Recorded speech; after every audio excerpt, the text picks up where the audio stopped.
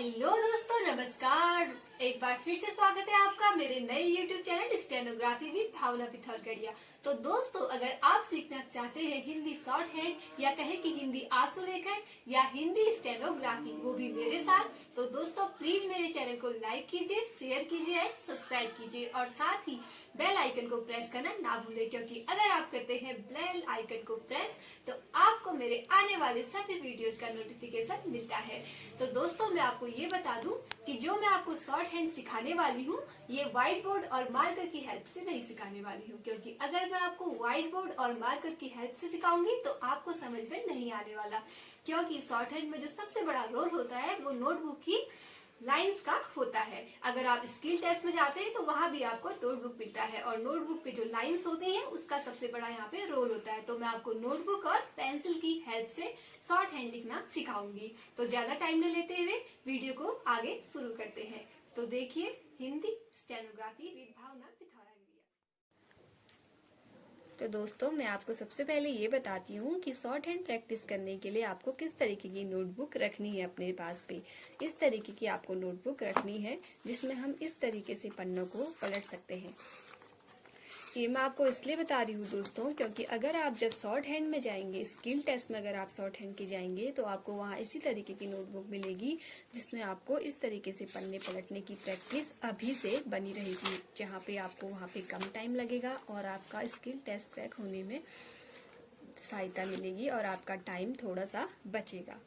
तो और दूसरी बात मैं बात करूँ दोस्तों कि आप वैसे तो घर पे आपको शॉर्ट हैंड प्रैक्टिस करना है तो आप किसी भी पेंसिल का यूज कर सकते हैं। आमतौर पे आपके पास जो भी पेंसिल आप यूज कर सकते हैं, लेकिन आपको मैं ये बता दूं कि अगर हम मार्केट जा रहे हैं तो हमें वहाँ पे स्टेनो की ये पेंसिल मिलती है। इस प्रकार से आप देखेंगे, इस पे स्टेनो लिखा हुआ है। स्टेनो की हमें पेंसिल मार्केट में मिलती है। इस पे नंबरिंग होती है गाइज। 2 पेंसिल वहाँ पे मिलती है हमें। एक से हमें डार्क लिखने में सहायता मिलती है तो एक से हमें एकदम लाइट लिखने में सहायता मिलती है। इसीलिए हमें ये भी पता होना चाहिए कि स्टेनो की पेंसिल्स भी आती हैं। और अब मैं ज्यादा समय न लेते हुए वीडियो को शुरू करती हूँ दोस्तों। और सबसे पहले आपको शॉर्ट हैंड में व्यंजनों को लिखना सिखाती हूँ। तो देखिए, तो शुरू करते हैं दोस्तों। हिंदी आशुलेखन में व्यंजनों को किस प्रकार से लिखा जाता है। तो सबसे पहले दोस्तों मैं आपको ये बता दूं कि आप बिल्कुल ध्यान से देखिएगा, क्योंकि इस पे जो मेन रोल है वो इन कॉपी में जो लाइन है इनका मेन रोल है। क्योंकि अगर आप चीजों को बहुत ही बारीकी से देखना पड़ेगा आपको, तभी आपको समझ आएगा। और आपको फर्स्ट डे हो सकता है गाइज आपको ये लगे एकदम कंफ्यूजिंग सा लगे कि सब कुछ तो सेम है, हम कैसे समझेंगे। तो प्लीज पेशेंस बनाए रखिए, धैर्य रखें, धीरे धीरे आपको हर एक चीज समझ में आ जाएगी। क्योंकि आप फर्स्ट के अगर 5 दिन आप इसे देते हैं ना आशुलेखन को, तो फिर आप कवर कर लेंगे। लेकिन फर्स्ट के 5 दिन धैर्य बनाए रखें और चीजों को सीखें। तो शुरू करते हैं। हिंदी आशुलेखन में व्यंजनों को किस प्रकार से लिखा जाता है। तो पहले बात करते हैं क की। तो क को हम लाइन पे एक लाइन देते हैं, इस तरीके से हम क लिख सकते हैं। उसी प्रकार अगर हम ख को लिखेंगे तो ख को हम एक लाइन और छोटा सा टिक। और अब हम ग को लिखेंगे तो ग को हम सेम क की तरह लिखेंगे, लेकिन थोड़ा डार्क लिखेंगे। क लाइट है तो ग डार्क बनाएंगे। और ऐसे ही घ को हम ख की तरह लिखेंगे, लेकिन ख लाइट है तो घ को हम थोड़ा डार्क बनाएंगे। तो आप देखिए कि जो क है, पहला जो अक्षर है व्यंजन में, जो क है वो हल्का रहेगा, ख भी हल्का रहेगा, लेकिन ग सेम क की तरह रहेगा लेकिन डार्क रहेगा। फिर इसी प्रकार घ ख की तरह रहेगा लेकिन डार्क रहेगा। पहला और तीसरा अक्षर एक जैसा बनाएंगे लेकिन हल्का और डार्क रहेगा। इसी का यहाँ पे फर्क है। उसके बाद हम बात करते हैं अगर अंगों की, तो अंगों को हम लाइन पे टच करते हुए इस तरीके से थोड़ा सा डार्क बनाएंगे। ये हमारा अंगों होता है। इसके बाद बात करते हैं चौ की। तो चौ को हम एक लाइन इस तरीके से खींचते हैं। छ को हम इस तरीके से और हल्का सा टिक। जौ को हम चौ की तरह लेकिन डार्क। झ को हम छ की तरह लेकिन डार्क। इसी प्रकार बात करते हैं यौ की। तो यौ को हम इस प्रकार से अंगों की तरह लेकिन थोड़ा लाइट। इसके बाद हम बात करेंगे टॉ की। तो टॉ को हम लाइन नीचे लाइन को टच करते हुए, जिस प्रकार से मैं लिख रही हूँ दोस्तों बिल्कुल ध्यान से देखिएगा, इस प्रकार से। इसके बाद बात करते हैं ठॉ की। तो ठॉ को हम इस तरीके से लेकिन छोटा सा टिक। बात करते हैं डॉ की। तो डॉ को हम एकदम से टॉ की तरह लिखेंगे लेकिन थोड़ा डार्क लिखेंगे। अब बात करते हैं ढौ की, तो ढौ को हम ठौ की तरह लिखेंगे लेकिन थोड़ा डार्क लिखेंगे। अब बात करते हैं दोस्तों अणों की, तो अणों को हम इस प्रकार से लिखेंगे थोड़ा सा डार्क करते हुए। अब बात करते हैं तौ की, तो तौ को हम इस तरीके से, थौ को एक लाइन छोटी सी लेकिन थिक, दौ को भी हम तौ की तरह लेकिन डार्क, और धौ को हम थौ की तरह लेकिन डार्क। अब बात करते हैं नौ की, तो नौ को दोस्तों हम इस तरीके से लिखेंगे। अब बात करते हैं दोस्तों पौ की, तो पौ को हम इस प्रकार से। यह ध्यान रहे दोस्तों, जिन शब्दों को, जिन वर्ड को, जिन अक्षरों को मैं ऊपर से नीचे की ओर लिख रही हूँ, आपको भी उसी प्रकार ध्यान रखना है। आप इसे पौ को इस तरीके लिख सकते हैं, इस तरीके से नहीं लिख सकते, इस तरीके से लिख सकते हैं। ये राइट है और लेकिन ये रॉन्ग है। इसका बाद में बहुत बड़ा रोल मैं आपको समझाऊंगी, इसलिए आप बिल्कुल ध्यान से देखिएगा। अब बात करते हैं फौ की, तो फौ को हम पौ की तरह लेकिन टिक। अब बात करते हैं बौ को, तो बौ को हम पौ की तरह लिखेंगे लेकिन डार्क। बात करते हैं भौ की, तो भौ को हम फौ की तरह लेकिन डार्क।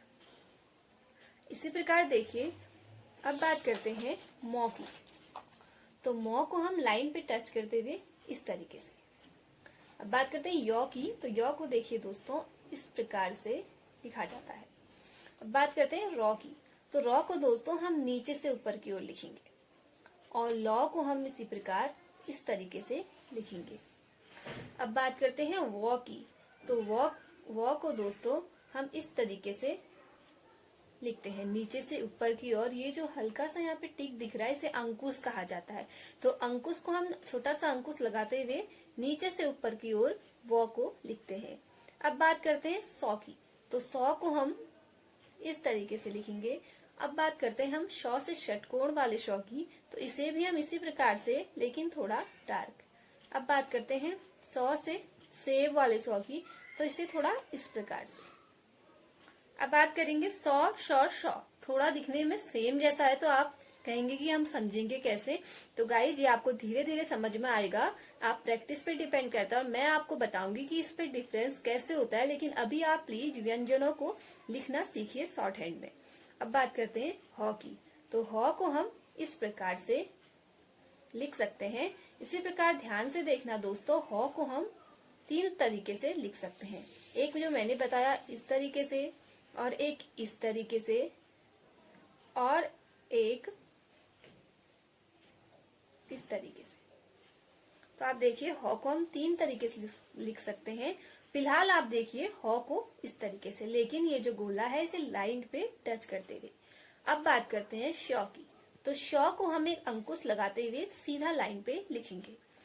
उसके बाद हम बात करते हैं त्रौ की, तो त्रौ को हम एक अंकुश लगाते हुए सीधी लाइन के साथ। अब बात करते हैं ग्यों की, तो ग्यों को हम शौ की तरह लिखेंगे, थोड़ा सा डार्क लिखेंगे। तो ये देखिए दोस्तों, क से ग्यों तक व्यंजनों को हम शॉर्ट हैंड में इस प्रकार से लिख सकते हैं।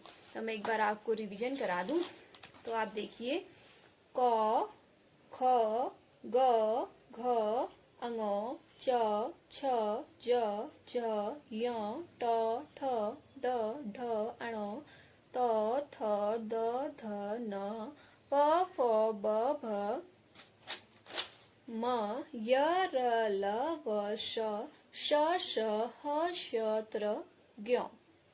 तो देखिए दोस्तों, हमने किस प्रकार से हिंदी आशुलेखन में व्यंजनों को लिखना सीखा, और मुझे कमेंट पे जरूर बताइएगा दोस्तों मेरी आज की वीडियो आपको कैसी लगी। और साथ ही बेल आइकन को प्रेस करना ना भूलें। और मुझे ये भी बताइए दोस्तों, आपको कहाँ काफी कंफ्यूजन हो रहा है, क्या चीज समझ में नहीं आ रही है। मैं आपकी सारी प्रॉब्लम्स का सॉल्यूशन लेके आऊंगी। स्टेनोग्राफी विद भावना पिथौरगढ़िया। धन्यवाद।